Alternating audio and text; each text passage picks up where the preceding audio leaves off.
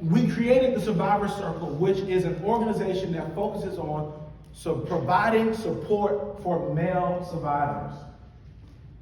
We're dedicated to creating safe spaces for men to journey. Now, I often ask the question, what does a male survivor of sexual trauma look like?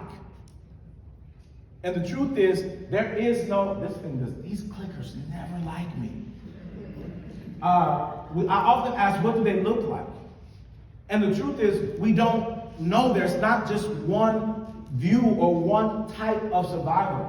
Male survivors of sexual abuse come in all shapes and sizes, just like women. But the truth is, most of the time, the difference between a male and a woman is that oftentimes in communities, and especially in urban contexts around the world, boys who are initiated into sex prematurely, it is not seen as abuse. It is seen as an initiation into manhood and masculinity. But the trauma is the same. There's research that says, and can I geek out with you just a minute? There's research that says that boys who experience abuse or men that experience abuse do not identify it as abuse or sexual trauma until almost 20 to 25 years after the abuse has happened.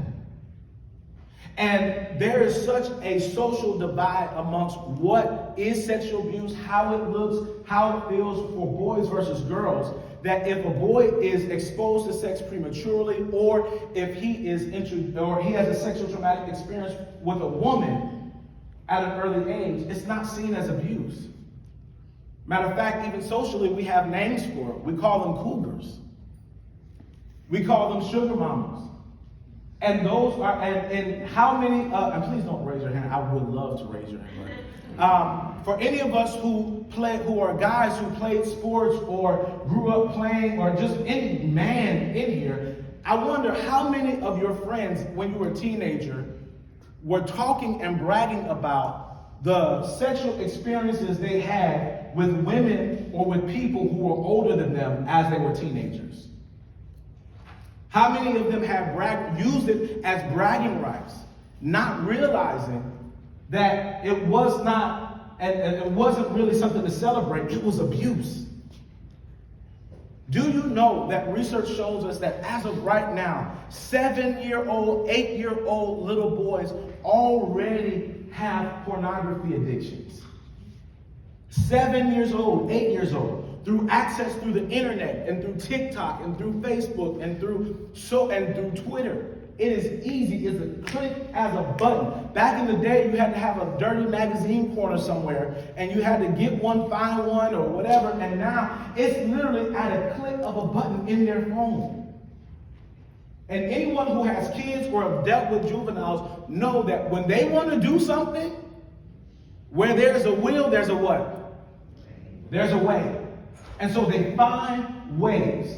And at 7, 8, 9 years old, they are introduced to sex prematurely, sometimes already have pornography addictions. And so my question to you, how does that shape the worldview of a 7, 8-year-old little boy who starts looking at porn that early? How does he treat people? What is his view on women? What is his view of the opposite sex? How does he interact? The truth is, there are habits, or what we call self-sabotaging behaviors, that begin at a very early age, that we follow all the way into adulthood. And it creates a problem for them, but oftentimes it creates more of a problem for the ones that love them. I want to say that again. It creates a problem for those who love them, those who care about them. One day they want to get older, they want to fall in love. They want, has anybody ever been in love before? Has anybody been married? Who's married in the room? How many of you are still happily married? Ooh. How many of you have been married for 20 or plus years? How many of you have been married for 10 plus years? How many of you married for like 5 years? 1 year? All right, bless your heart.